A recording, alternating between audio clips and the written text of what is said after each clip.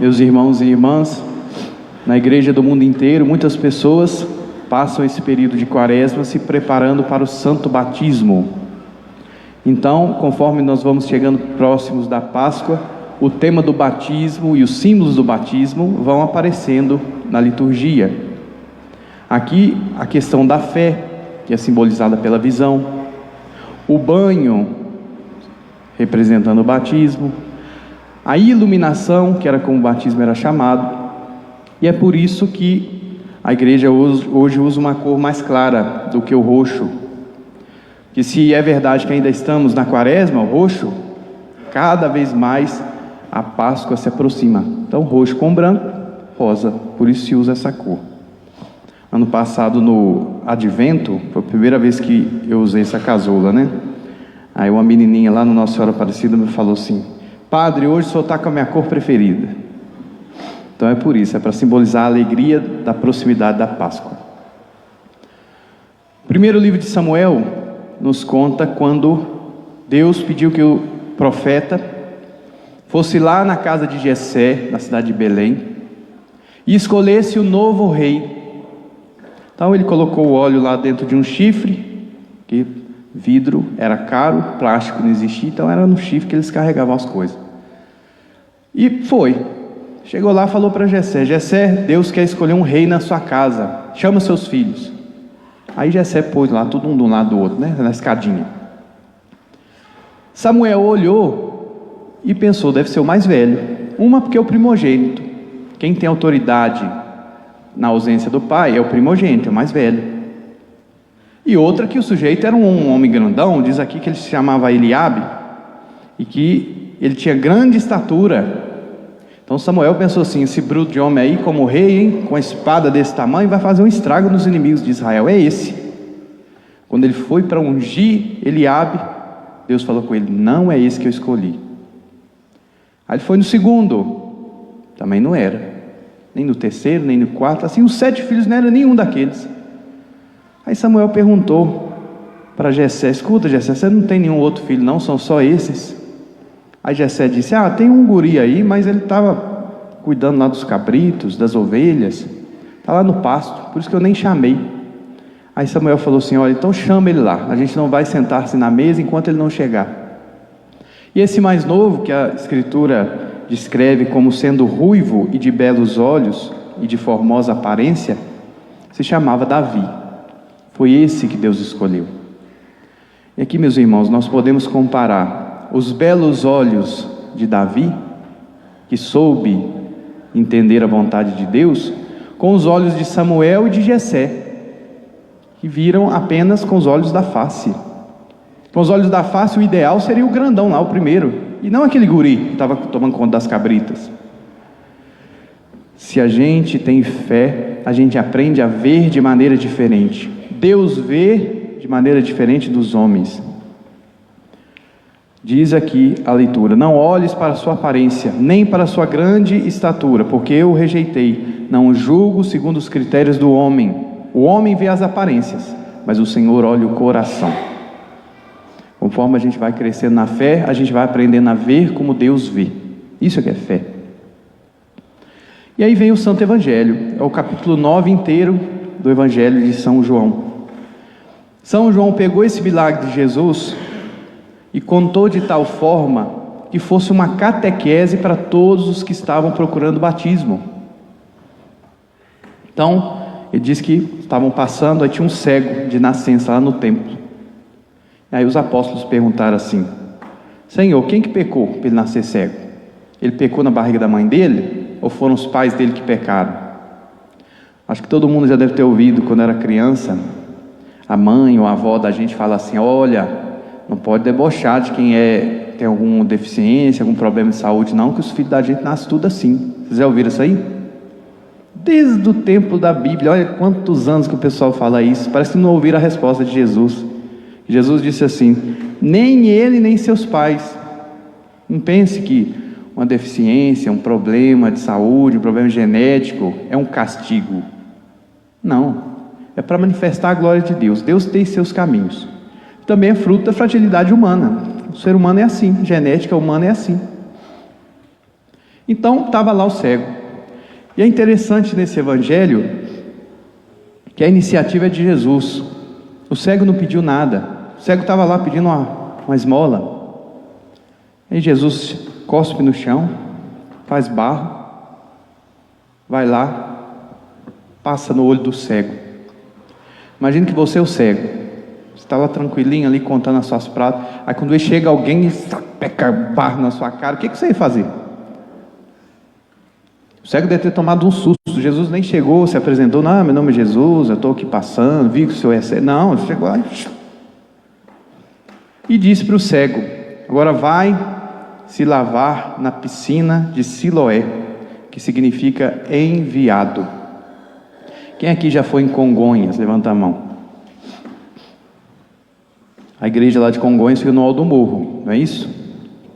O templo de Jerusalém também ficava no alto do morro. Então imagina o coitado do cego tendo que levantar, sem enxergar nada, com a cara tudo cheia de barro, descer aquele morrão, igualzinho de Congonhas, trombando nos outros, tropeçando, largando pratinha cair para o chão. É aquela cena toda para chegar lá embaixo, onde ficava a piscina de Siloé, para se lavar. E assim foi, ele obedeceu.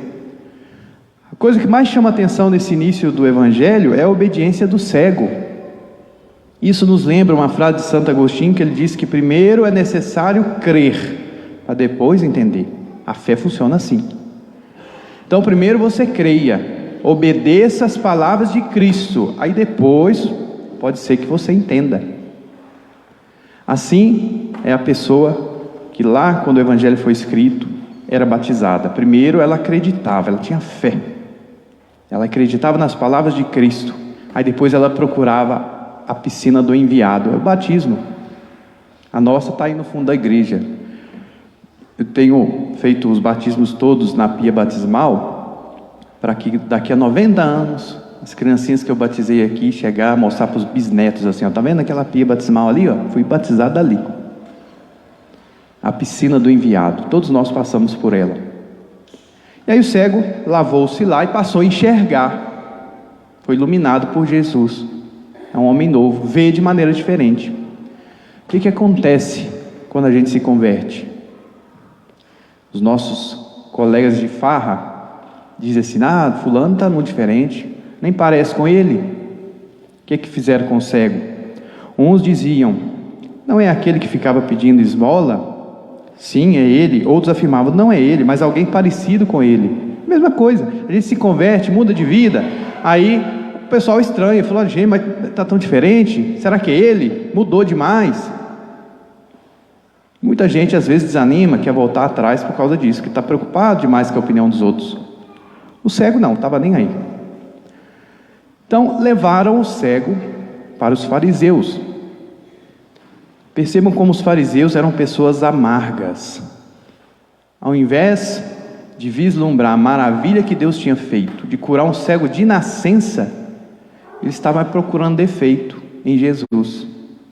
Como Jesus curou no dia de sábado, sábado não podia trabalhar, e curar é o trabalho do médico, então não pode curar no sábado. Ao invés de se maravilhar com um cego de nascença que começou a ver, eles estavam preocupados se era sábado, se não era sábado. E falaram para o cego: esse homem que te curou é um pecador. Como é que ele fez? Aí o cego explicou tudo, me passou barro, fui lá, lavei, etc. Esse homem é um pecador. O que você acha? Ele é pecador? Aí o cego: de jeito nenhum, é profeta. A todo tempo, aqueles homens queriam fazer com que o cego voltasse atrás, abandonasse Jesus. Quem se converte pode esperar. O diabo vai mover céus e terras para que você volte atrás, para que você não continue no caminho de Deus. Vai te dar 1000 argumentos, vai pôr até gente da sua família falando na sua cabeça, para que você volte atrás. O cego, que não coloca, São João não coloca o nome dele aqui, que é para a gente pôr o nosso, é a pessoa que se converteu e se batizou. Ele bate o pé, é profeta. Aí o que os fariseus fizeram? Não, você não era cego nada, você está falando mentira, toda a vida você enxergou. Veja como é mais fácil negar um fato óbvio, a verdade que está na nossa cara, do que aceitar uma coisa que nos contraria. Mais do que a cegueira física, o que nos cega mais é o orgulho. Os fariseus estavam cegos de orgulho. Era preferível negar que aquele homem que eles viam todo dia, cego de nascença, era cego, do que aceitar que Jesus era um profeta. Então tiveram a ideia: chama o pai do cego e a mãe do cego. Chegaram lá os dois e eles cobraram, né? Então, e aí diz que é cego, mas ele está enxergando, como é que é isso? Aí os pais disseram: olha, que ele é cego, era mesmo.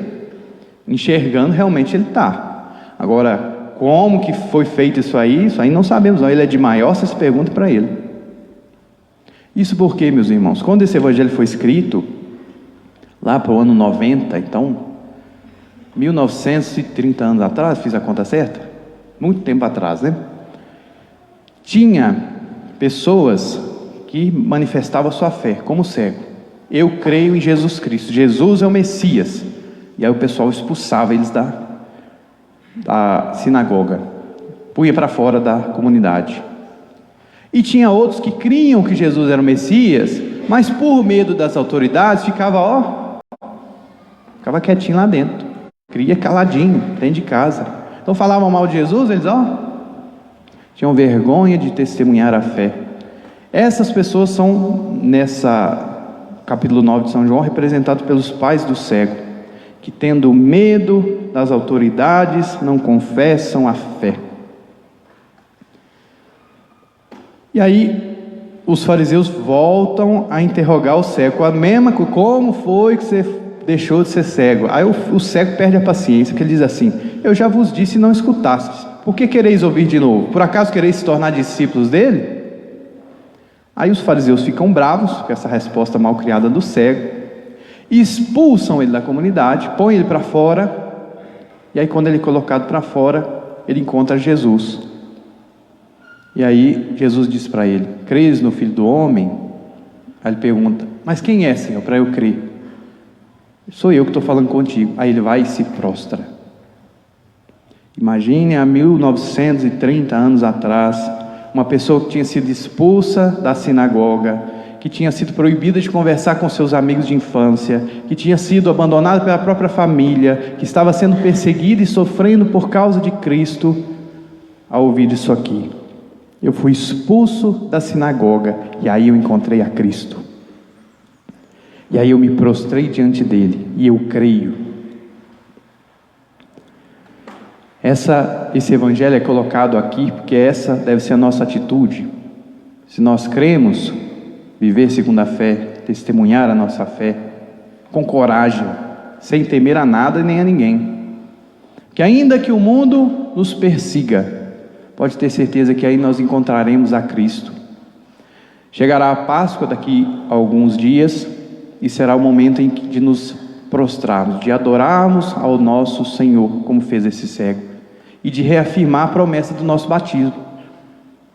Na missa de Sábado Santo se faz a renovação das promessas. Aí Jesus vai perguntar para a gente: crês no Filho do Homem? Ele vai dizer: creio. E aí Jesus encerra dizendo assim: eu vim a este mundo para exercer um julgamento, a fim de que os que não veem, vejam, e os que veem se tornem cegos. Meus irmãos, esse julgamento, ele não terminou lá na missão histórica de Jesus, ele continua hoje. Todos nós somos desafiados a crer, a nos batizar e a testemunhar a fé. E aí cada um de nós pode escolher um comportamento que nós ouvimos. Ou a gente vai ser como o cego, que foi fiel, ou como os pais dele, que criam, mas tinham medo, ou como os fariseus, que ficaram tão cegos de soberba, que ao invés de seguir o caminho de Cristo, preferiram seguir os próprios. Louvado seja nosso Senhor Jesus Cristo.